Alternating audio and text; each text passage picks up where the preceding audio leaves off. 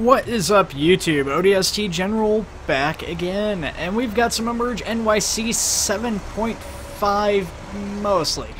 So, guys, this is probably going to be a longer video, maybe. I'm not sure, but we're going to be demoing off 7.5. The EmergeNYC team had said this update was supposed to come out on the 20th, but a couple of bugs have delayed the release of this. So they went ahead and released a partial build of it to the staging branch. And so basically this isn't the complete build, only the academy is available. The multiplayer has been reintegrated, but fires don't work on it, which I think is what's actually been causing the delays of the release, it seems. There is going to be a bit of a message kind of directed towards the dev team near the end of this, guys. But we'll go ahead and check this out because there's some pretty neat features and functionality they've added in.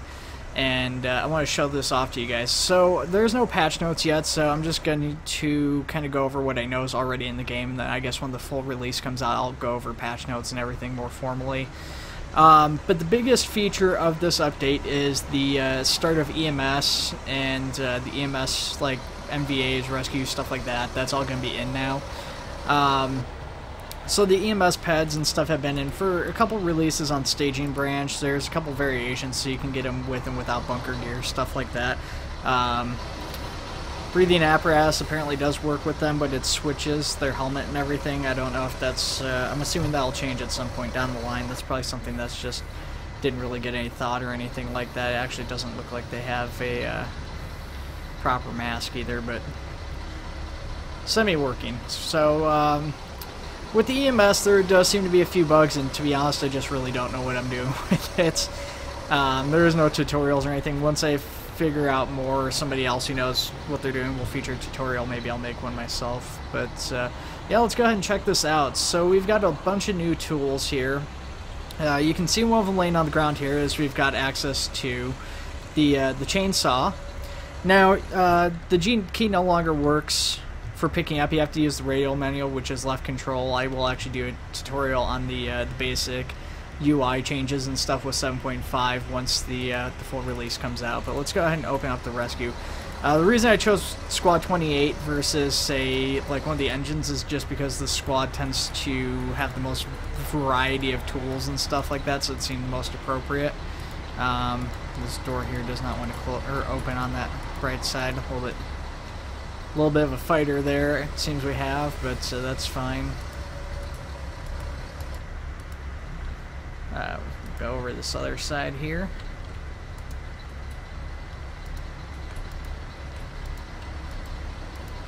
This one's a fighter too.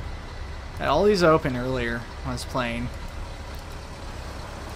Okay, well, it's fine. We don't need these open that badly. So let's look at some of the other new tools. So they've added in a hook and pike pole. Those are both in. So right here we've got the hook. Looks like the pike pole's there too, but it's not accessible. Oh, there it is. You have to kind of get in the right spot sometimes with this. And sometimes even them being like right next to it can be really buggy. So you can see works basically like that. Now these do seem to have some bugs associated with them. Ooh. They do really like to push the apparatus and stuff, so that's something to watch out for. But let's go ahead. Hopefully this doesn't bug out on me. I should, if I was smart, take the stairs up to the top of the building just to avoid any chance of bugs, but that's okay. We'll go ahead and we'll head up with this thing here. So as we go up to the building, one of the things that they changed is they've not only gone up and they've added EMS and they've added in like you know, getting like the jaws of life onto like vehicles and stuff like that. They've also overhauled some of the fire aspects of this. There is some bugs with it. Now you just heard some braking. That would be the building breaking below as I walk over the roof, which shouldn't be happening, but it just did.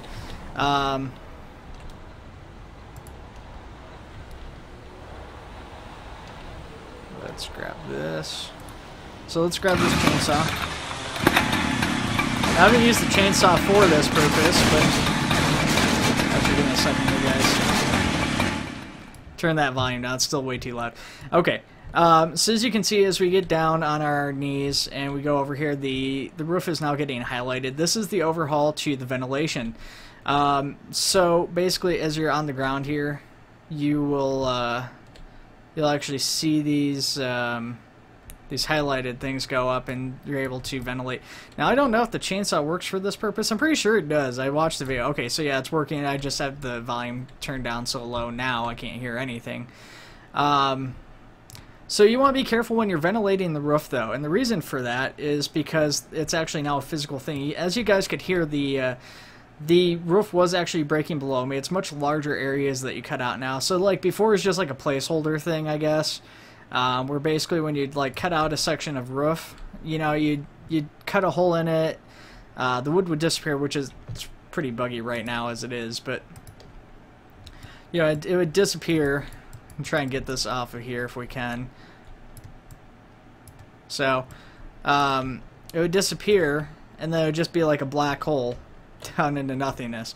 So this is where you gotta be careful, because that's actually a physical hole. We're gonna try and break it down and see if we can't get ourselves a look-see in there. It's kind of difficult. My guy doesn't want to crouch right now to get me a little bit of extra room on getting that off, but try and clear that out. So as you saw, though, there's already some breakage going on just from me walking over, which I would imagine is a bug. If we look over there, there's actually multiple layers to this. So you've got that layer, which is like the ceiling down there. Then you've got like a secondary like insulation layer, and then you've got the roof itself, so that's the roof, and then the insulation layers and stuff are already kind of broken and shattered and fallen onto the level below to an extent, and then even I think broken beyond that point a little bit. So let's go inside here. Let's run inside. I'm thinking this door is going to be locked. It is. We're going to do something super duper cheaty.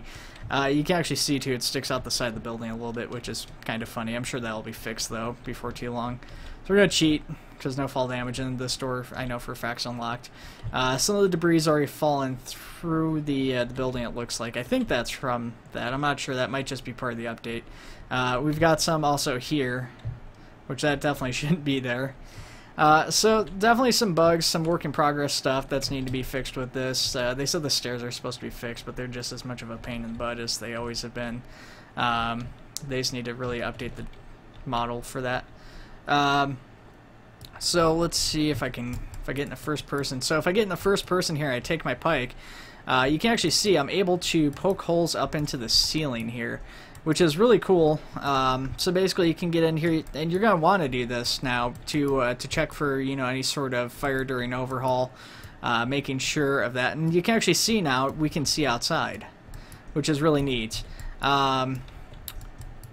Sort of difficult to get up higher. I mean, this pike pole is definitely high enough or tall enough that we should be able to just like reach further on the end of it to be able to poke up there. We might want to use something like the hook too for this in the future. I didn't grab the hook though. Like I said, I've had some issues with these things not wanting to work properly, but this is what it looks like when they do. You know, and it seems, I'm sure that this has to be manually set up, so I'm not sure how once we get into like Manhattan setting, how this is going to work out. Like if this is going to be something where we can do this, just basically tear apart any floor like this. If any floor could potentially collapse on us in these high rises.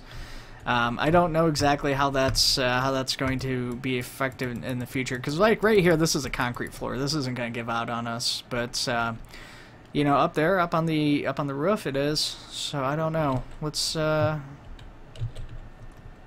climb up here. Let's take a look in the inside here. So I think this is concrete too, but there it looks like there's definitely that wooden lining.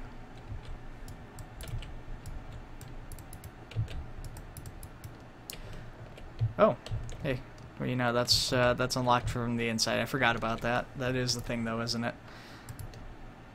Get our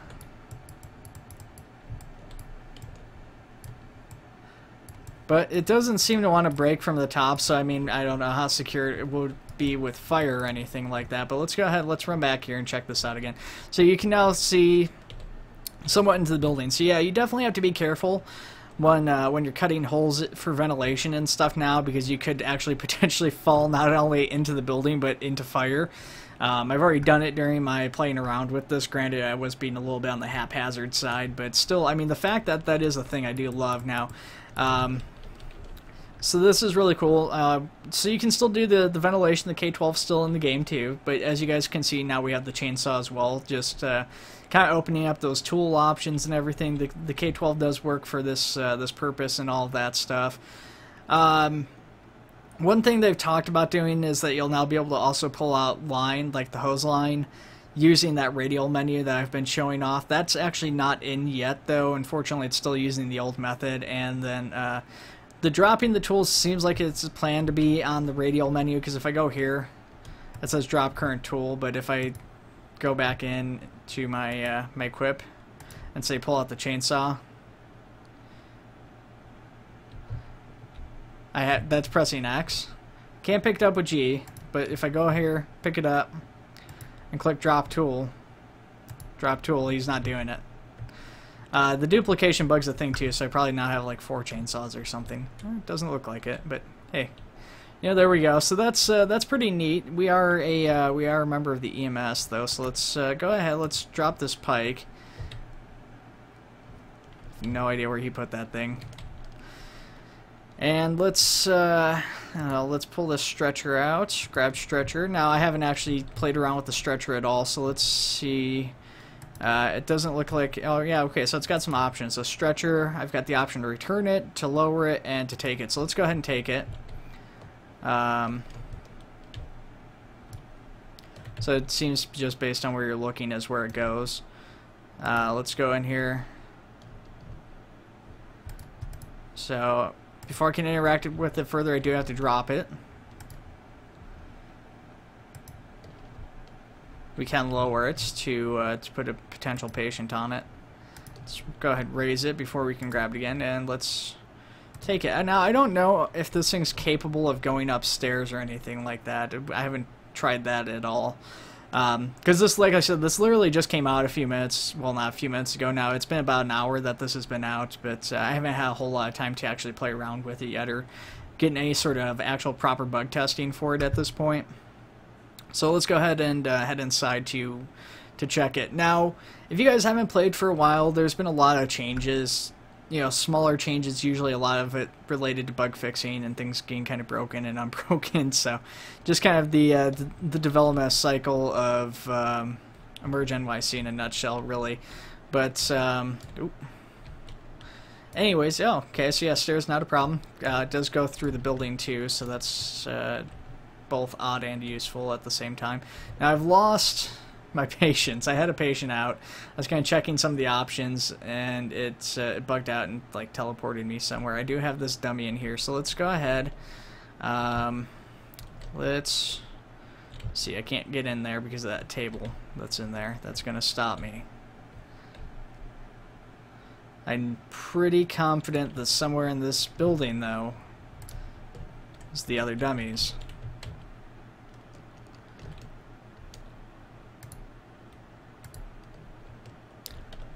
So let's drop that. Let's check around here. I don't know for sure. The room they were in looked a little bit bigger, so maybe it's not this building they're in. It's either going to be one of the side rooms, like the front or end side room in this building, or it's going to be a completely different building that the dummy is in. So I'm not sure which of that it's going to be. I don't think it's going to be either of these rooms here. Although it could be. Should actually properly like check behind the door and stuff, but we're not actually searching for like real victims per se. We're just trying to find a dummy for testing purposes.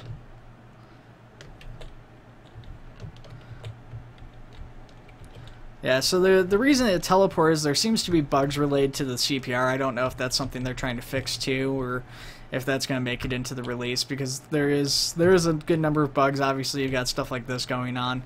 I suspect that they're going to release some of the stuff knowingly broken and go back and try to fix it, but the exact details of their plan I'm not privy to, you know. Could be up in here too, potentially. I know some of these doors aren't all locked, I just don't know which ones. Is it this back one that's unlocked? No.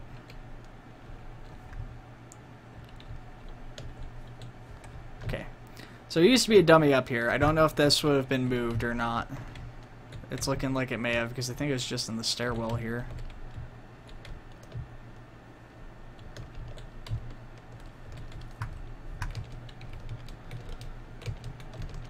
Come on, jump!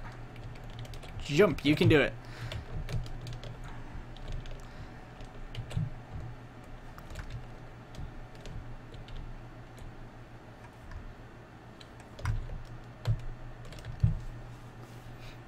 Okay, this is rather embarrassing. I don't know where the other dummies are. All these doors are locked. I should have brought a Halligan with me just in case. That was a mistake on my part.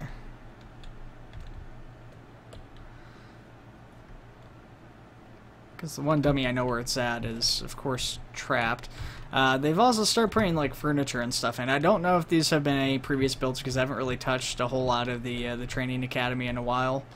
But it is a nice touch. I don't think a lot of the stuff was in here in the previous builds. It could have been in some of them.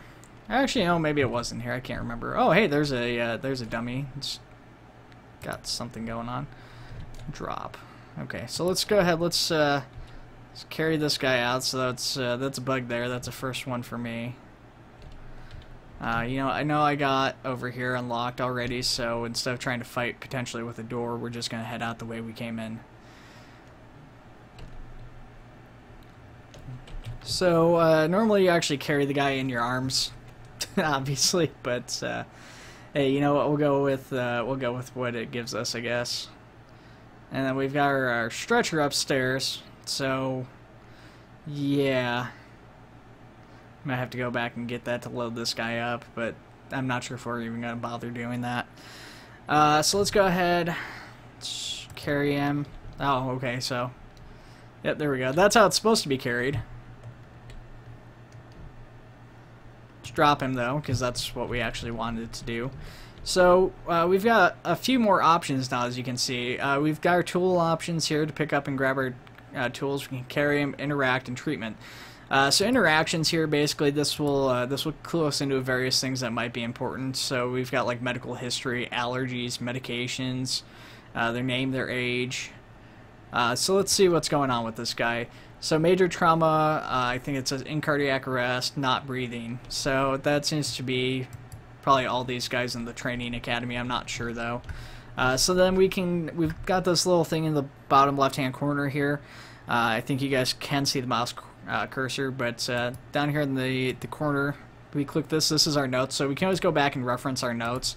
There's also a thing here to enter text, so it looks like that does indeed work. So you can leave your own notes regarding like treatments and stuff that have been performed, all things of that nature. So we know now that he's not breathing or anything. So then we could go to treatments, and right now it's just giving us the option to give CPR, which we don't want to do because CPR is super duper buggy. So let's see if he's got any allergies here. Any allergies? Not available. Okay, so he's got no allergies. Still, it's only that one. I might need to get my stretcher. When I was treating this guy as a firefighter, it gave me like options for medication and a whole bunch of other stuff, so I might need my stretcher for that. Not sure. Let's go ahead and finish these questions. So we've got his name, which is Michael. Was it Michael Freestone or something like that? This is kind of obnoxious having to like click out of the menu every single time you ask him a question, because I don't know, just I guess like you'd have multiple people there asking him questions probably, and like one guy actually going through and doing all this, and then you'd have one or two other people actually working on him.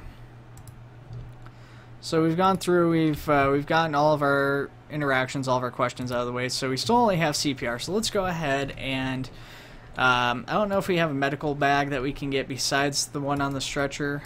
So let's just kind of click around here and check to see if there's any medical bags or anything. I don't know if that's been like implemented separately or not at this point. It's on the stretcher, so you'd think that's where it is. Alright, the ambulance is looking fairly empty, so we're going to have to run back up front here, guys. I do apologize, but yeah, that's the way it's got to be. And we're going to head upstairs, and we are going to grab our stretcher. Take stretcher, there we go. And we're going to have to go downstairs. So this is moving the stretcher, kind of buggy, pretty difficult in first person because the character doesn't seem to want to turn when you're standing still, which I mean I guess makes sense when you have a stretcher, but still, just the whole first person movement of this game needs some TLC in general, in my opinion. It's gotten some love, and you know it's improved a little bit over, especially more recently, but it still I think needs a little bit further to go before I'd consider it good. Right now I don't even know if I consider it like really acceptable. I prefer to be third person wherever possible. So we're gonna bring the stretcher over here. Last time I brought a person out, I didn't need to use the stretcher, but like I said, we'll see. Okay, so yeah, now I'm seeing my other medications and stuff. So let's go ahead. Let's drop the stretcher. We're going to lower it down before we do anything else. So let's lower it. Let's take a look at our patient. So we now have option for more treatments and medications. So now that we've got our stretcher and our medical bag is on it, we have all sorts of extra options. We've got the ability to intubate, give IV fluids, splint a broken bone, apply cervical collars, CPR is still a thing. Vitals monitor, so we're going to actually go ahead and probably hook him up to that. Tourniquet a backboard, and you know, like put him on oxygen. So let's go ahead and get this. So now once we approach again, that automatically pops up, and we can see his heart rate's apparently going insane. That's got to be a bug. So let's click out of that, see if that fixes it. That does not, but as you can see, so we can exit out of this, and then you've got this little black laptop looking thing. So that's your vitals monitor. You can see all this information on the patient. So you've got your heart rate, your beats per minute. I'm guessing that's the amount of oxygen, their respirations per minute. So all sorts of stuff going on there. Going back into medications, we've got a few medications. We've got a inhaler, you've got some aspirin, you've got some Tylenol, some epinephrine, and I'm not sure what that one is. Okay, Narcan, so for drug overdose.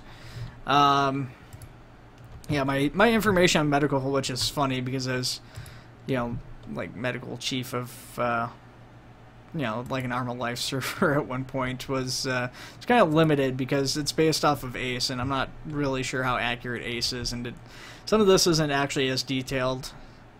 Our ACE isn't necessarily as detailed as some of this, but you know, we go through here, so we can. This is a dummy, so obviously, if we give him like drugs and medication, it's not going to kill him or anything. But we can intubate, which I'm not sure exactly how the intubation works. I don't know if that has an effect on him or not. Didn't seem to change anything on him once again because he's a dummy and doesn't breathe, I would imagine. So now that we've intubated, though, we can give him rescue breaths. And I don't know if there's a way of controlling this thing, or if it's just kind of in like an automatic feature. Then there's the ability to attach to a ventilator, which I don't know exactly how that works. You can also see in the lower right hand corner above my health is patient state, and it says they're deteriorating, and there's like a red health bar, I guess, which is their life, and I've seen that go and say that they're even like dying and stuff, but I don't know if like with these dummies if it has any effect. Yeah, might as well give them some fluids. We'll give them some of the good stuff. We don't want to raise the stretcher.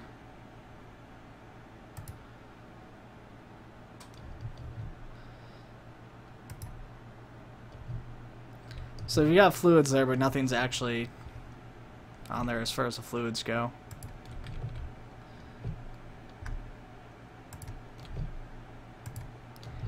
So yeah, like I said, it's a little bit buggy. Like I don't know how to get rid of like the the monitor or anything how to take that off of this guy, or how to take any of the breathing apparatus off if we're assisting breathing.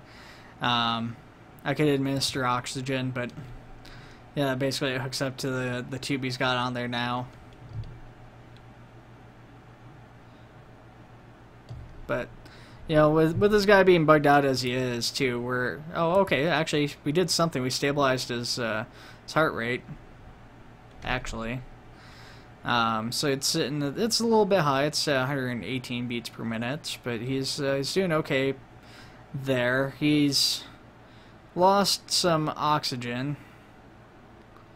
I'm assuming that this is basically like high, and this is like the lowest it should be. I'm not super familiar, but that's what I'd imagine. So his oxygen, or his SpO2, is kind of like halfway down there. I'm not sure. It doesn't seem to be decreasing, which is good, at least so far, but if it is decreasing, it's probably doing so slowly. His respirations are right where they should be, and his blood pressure is 131/88, so it's a little bit elevated, but ultimately I don't think it's too bad. Actually, it's probably even lower because it says 160/90. So I don't know if that's supposed to be like 160/90 is ideal. I don't think that's right though. I think the 130/88 is probably pretty decent. His temperature is 98 degrees. I'm assuming that is in Celsius because it says degrees Celsius, but it should be Fahrenheit, I would hope. Anyways, so yeah, I don't know. There's markers on the guy that you can see over here, and I guess that's to check on various status things for him. But I don't know how to interact with them in this case because you can see they're all red, but they are over his body as you look at each of his joints and stuff in his feet and things like that. Various little red dots will pop up, but I don't know if that's just not integrated, or if it's because it's a dummy, or if I'm doing something wrong because I'm a dummy. I don't know, guys. I just don't know. So he seems to be doing okay. Seems to be stable for the most part. It says he's still deteriorating though. So I guess then at this point, he's stable enough though that I think we would want to probably transport him, because his heart rate's slowly starting to climb and everything, but just barely. Everything else seems to be mostly stable and not moving. So I guess we would want to load him onto the stretcher. However we do that.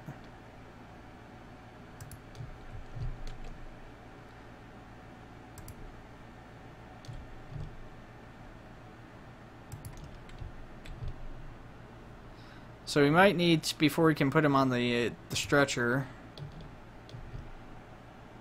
might need to put him on a backboard first, I guess.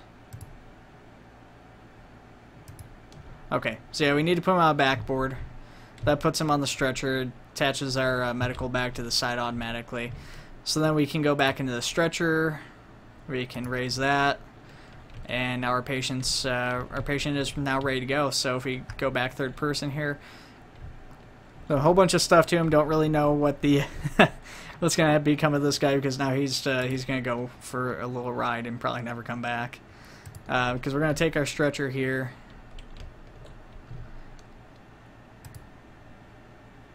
And we're going to return it back into the ambulance. It's going to lower itself automatically. Close that up, and then we'd go back and do the rest. So, let's see here. Now, I'm pretty sure the Jaws came in. The Jaws of Life actually came in this update too. I'm not sure if the rescue does have them. It's in one of these doors that didn't want to open before. I don't know if I'll be able to grab these or not. I'm not sure if they actually work or not. I'm pretty sure that in the rescue update video that was released a few days ago, that was included as a tool. I just don't know if it's fighting me because of where I'm standing, because sometimes that is an issue with these apparatus, and sometimes it's not. I'm gonna say it's probably not in this particular release, this early release that they've done, but I'm not positive. The Halligan's in there too. So this was one of the nice things. Actually, you know what, that... Okay, there we go. So like now we've got the fire axe. That's another tool that's in there. I had to jump to get it, but you can see the fire axe is in. So that's pretty neat. So this basically, it serves kind of similar function to the Halligan. I don't know if we can use this to force our way into a door. It looks like we can, though. I don't know if this is... oh yeah, hey, there you go. So yeah, that works just like a Halligan, basically. Maybe you'll have to use that in conjunction with a Halligan to force entry later on or something. I don't know, but... break the windows, so it's good for breaking windows. I'd imagine if we had some boarded up windows or something down here, we could use it to break through that, but that we do not. So yeah, I'm not sure if the jaws are working or not. It could also be a apparatus thing, because when I was doing my playing around earlier, I was testing this with the use of Squad 28, so...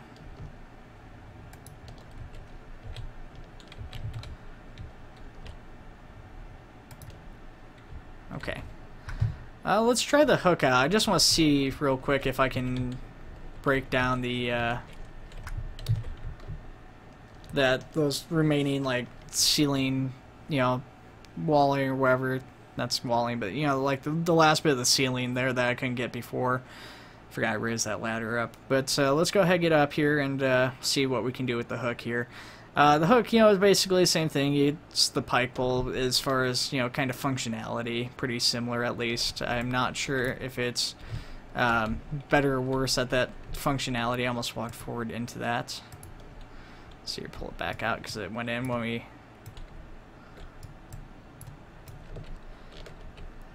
went in there.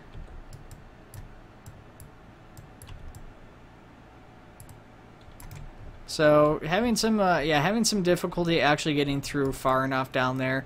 I can't go prone, or I can't go crouched at least. Oh, dropped my tool there. That would be bad. So yeah, I mean, basically in order to get to this, we'd have to drop there. And as you can see, you drop right through it, so not really ideal.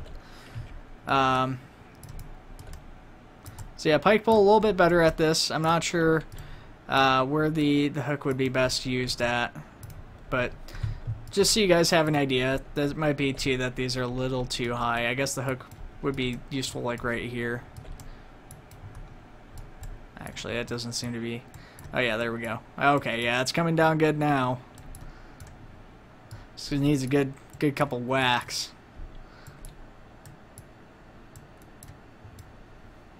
Okay, there we go. So yeah, that's knocking it down. That's of course going to come on its own because that's what it does. Good for knocking out the borders and the windows if you ever run into that. But so is the axe and the Halligan anyways. So I mean, just a lot more tools to do the job. Some new functionality there. So that's really neat.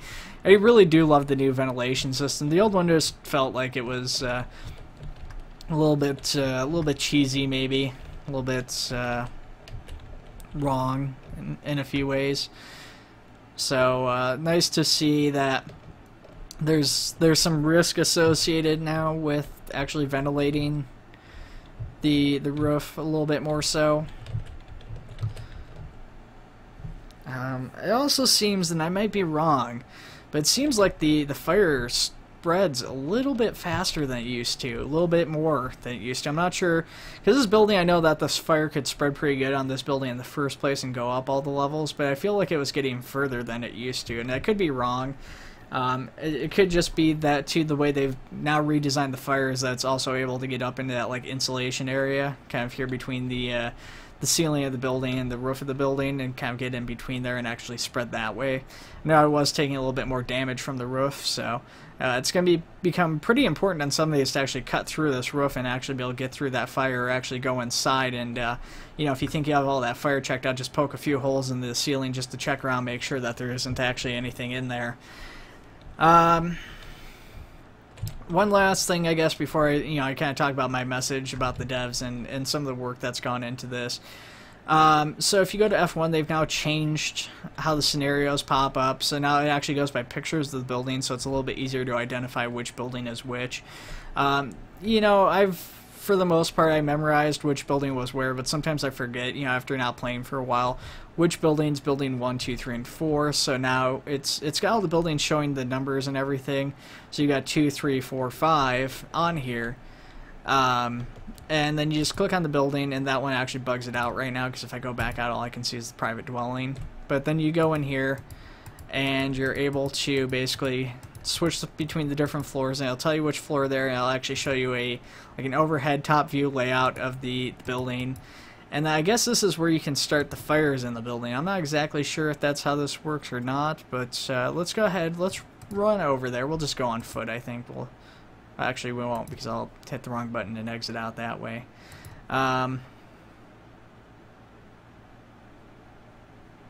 Okay, let's do this. Let's go in 30. Let's go in 31.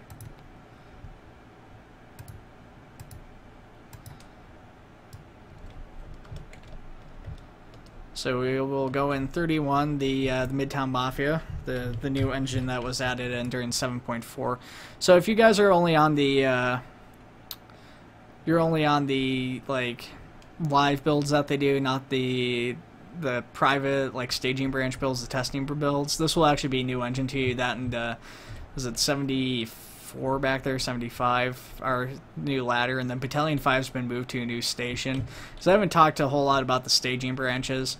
So yeah, we've got a fire here, and it looks like that did indeed start a fire in the area where we kind of dictated. So if we go back into F1 here, we go back to our private dwelling, that's where the fire is. I can't just click it off, unfortunately. I don't know if I could put it out if that'll go red or not, but if we click this one here, that's the first floor that I just clicked on. That fire's on the second floor. So I'm not sure. It looks like the fire probably spread up, because there's a fire down there on the first floor in the same spot. So I'm thinking that's probably what happened, is it spread up to the top. Now I don't know. I don't see any sort of fire here on that secondary spot on the first floor that I was setting that on. That's doing that stupid thing where these don't like to back up sometimes, so we're going to try and turn it around here before it drives me nuts.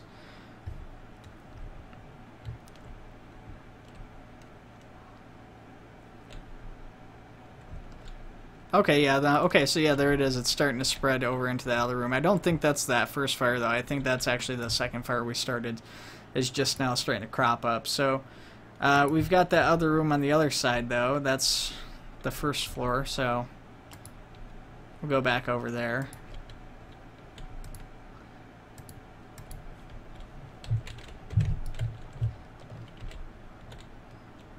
And we're going to hop out. So that should be this room right here. Oh yeah, and there it goes. It's on fire now. So yeah, so that's how you control the new fires and stuff. So that's kind of a neat way of doing it. I like it. It's a little bit more visual. It gives the player a better idea of where you're starting these fires in the training academy. And we can see that guy in there who's going to die now. Yeah, anyways. Okay, so like I said, guys, I have a message I want to talk to the devs about. You know, so this this development cycle, specifically the last several days, has kind of highlighted some issues I saw on the dev team. They've been working really hard to try and get this patch out. They said they wanted to get the patch out for the 20th, and you know, Raft, the head developer, he went like 2 days, I think, like pretty much full 2 days or close to it, without sleeping at all, trying to get this patch out. Before having a very public fit and like breaking his keyboard and like a mirror in a window or something like that. Broke a bunch of stuff of his on stream, on live stream. Now here's the thing: is, you know, Raph, he came up from a mod. You know, that's where his experience is. I don't know what Donut's experience is, but Raph, you know, he's not necessarily done a huge amount of like professional developing. I don't think he's done any. This is like his first professional project. Frames are starting to drop a little bit now that I've got 3 fires going in that building over there. So with that being said, you know, we got the situation where he's pushing himself really hard because he set this goal of, hey, we're going to get this update on the 20th. And they released these videos ahead of the Steam sale. And I think the reason for that was, you know, from a business standpoint, this is the way I would probably do it too, is, you know, you have this big sale coming up.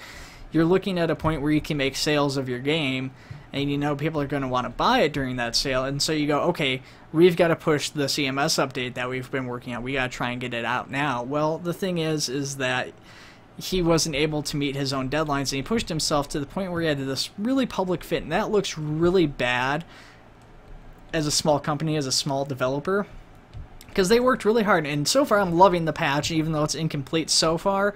You know, and I'm not really bothered by the missed deadline one way or the other, because I've got other things to do at this point in the year. You know, I work retail, and I've got family and stuff I gotta get gifts for, so I'm not too concerned.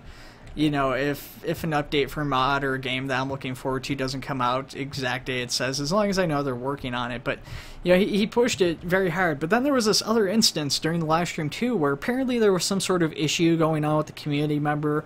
I don't know if the guy, I guess he was trolling or something. You know, I was at work when this was happening, but I saw some of the aftermath, people talking about it in the chats. I kind of have an idea of what was going on. But I went and kind of clicked back through the stream just trying to find where they were talking about it, and you know, I noticed that when I clicked here, you know, Rafi was streaming his development of 7.5, and he had this screen up where he's got a moderator who's sitting there like cursing about the guy and saying how frustrated he is with this guy, and you know, just calling the guy out of being a troll. It's like, I don't know if the guy was a troll or not, but regardless, I mean, when you're putting that on a live stream, once again, that looks very bad, just like a very public fit that was had. You know, and so I guess ultimately my message to the dev team is that, one, guys, your work is really appreciated, but you really do have to be very careful when you're engaging the community, what you're showing the community. You know, it's like, okay, if you can't make the update on time, don't kill yourself to put it out. But be honest, be quick on saying that this is going to be delayed, that there's issues with it. Try to be clear on the issues. That's why you have your moderation team. That's why you've created this dev assistant position. You know, and I've been talking to, you know, I posted a review on this, and the review basically said, you know, that I have a lot of hope for the game, that I really enjoyed the game so far myself, but there's a lot of issues that people should kind of be aware of when looking at buying the game, because, well, yeah, this is me running like the game pretty much on max settings, I think, or probably close to it. I don't know, because it's new installation. I don't know if it's changed back or not. You know, it's running pretty smooth. It was starting to lag up with the 4 apparatus and the fires and everything, but you know, ultimately it does have flaws for a lot of people. A lot of people have struggles and issues playing this at all, you know, even launching the game. And I was talking to a guy who got banned some time back. He posted on the review I dropped, because I dropped the review because of the sale, knowing that the devs are kind of doing that just to kind of give people a better heads up of what they're getting into as far as this experience goes, because up to this point I feel that Flip Switch Games as a whole has kind of failed to soothe their angry customer base, you know, the customers who feel like they were lied to or gypped on this product, you know. And this one guy in particular, he's known for being a very vocal anti-EmergeNYC guy, because he wants to see the game succeed. He wants it to see it be good, but he feels that he's been lied to, that he's had his money stolen. And I mean, that's basically the terminology he's used, is that the game is a money grab, that the VIP thing was a money grab. And I think that the devs need to look at that, because this guy was banned like over a half year ago. I mean, he was banned, like, it's been at least, you know, like 8 months since this guy was banned, probably longer. And he's still going into reviews and talking to people, trying to talk people out of buying the game, stuff like that, trying to get people to not purchase it. So, I mean, the devs need to look at situations like that, and, you know, and try to at least talk to the community, maybe reach out to those specific people that really feel like they've been wronged, and try to at least, you know, maybe apologize at the very most minimum, see if maybe there's something else they can do to fix this situation, because that hurts them and it hurts the sales. And ultimately, you know, like I said, I'm hopeful for this game. You know, while I've seen, you know, Raph have some public fits, and he's not always handled those people best, I've seen him at least make the effort to try and be more fair. You know, and the same thing with the dev team as a whole, and, you know, the moderation teams had some changes in that regard too. But, you know, that's something they still struggle with, and, you know, it hurts them as a company as a whole, and it hurts them when, you know, people outside of the Flip Switch Games, outside of the core community, sees this. And there's some very there's some very vocal community members, and this is to some of the community members. I know a couple of you guys watch my videos because I've interacted with you on them, and I've seen you guys on the forums, and I've seen you on the Facebook, and you guys will like jump down people's throats for asking for the updates. The fact is that every game, every mod ever is going to have this whenever they talk about an update. Don't take it so hard. The fact is that it does get annoying seeing every 5 minutes from every other post when's the update, when, you know, if somebody just bothered to read back like 10 minutes, that they would see that the answer is unknown at this point or something. It is obnoxious, but ultimately it's just people showing their excitement, their enthusiasm for the game. So there's no need to jump down their throats as a community or as a developer, you know. And I think the moderation team, they when people like jump down people's throats for saying that, the moderation team tends to ignore that sort of thing. They need to go back and they need to say, okay, man, I appreciate you standing up for us, but you need to take it a little bit easier. They're just excited, you know, because that's all it is. You know, the community is excited to get their hands on 7.5. You know, the other game I play, or the other mod I play, Operation Trebuchet, it's on my channel all the time. You know, I do, you know, or try to do weekly news updates, and despite posting weekly news updates and stuff, I get people asking me constantly, and I'll joke about it, I have fun with it. People are always asking me, what's going on with the Covenant, what's going on with the Brutes, even though I just talked about it in the video, or I'll end the video out with it. And, you know, people sometimes struggle to pay attention, or they'll miss something for one reason or another, because maybe they got distracted for a few minutes. Just, you know, take it, you know, easy with them. I mean, because it's just enthusiasm is what it is, ultimately, at the end of the day. And, you know, worst case scenario is it's a troll who's trying to get you riled up and get a reaction out of you, in which case you just gave it to them if you jump down their throats.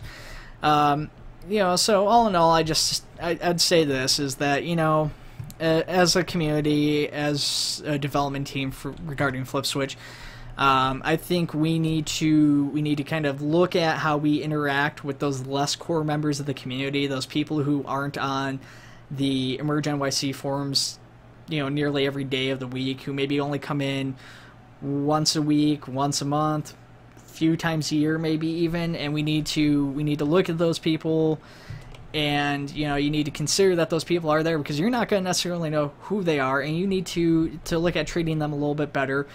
Because the effects they can have on other people like them, the reviews they leave, the people they talk to outside of this, it influences sales. It hurts sales, you know. That guy I talked to, his name's Arctic Spider. Some of you guys probably know him, because, like I said, a lot of people in the community, in the core community, know the guy, and there's a lot of people who hold a great deal of resentment towards the guy, say he's a troll and this and that. But, you know, he still influences sales. He still influences others, regardless of what you consider to him. And we need to look at community members like that who feel like they've been ostracized, and look at seeing if, you know, maybe their punishments were unjust, or possibly consider, you know, leniency even if the punishment was just, you know, because ultimately at the end of the day, this is a video game, but it's a video game we are paying for. There's customers besides myself paying for this. Now, I got lucky. I was an early adopter, so I got this for cheaper than some of you guys, but some of you guys are paying like $35 for this. And, you know, it's not Grand Theft Auto, but you're not paying the price of Grand Theft Auto, plus, you know, another like $20 every, you know, couple months or whatever, or $50 for every DLC they release on their shark cards. So, you know, at the end of the day, too, you know, it's not like the devs are trying to steal your money like some people have insinuated either. You know, the devs truly want to see this game succeed. You know, they're struggling with that, you know, on a daily basis, trying to get this stuff, get bugs squashed. You know, they get distracted. They are humans, and like I've already said before, and as some of the bigger critics of the game already know, is these guys aren't professional developers, or at least Raph isn't. You know, it's his first game. He's becoming a professional developer.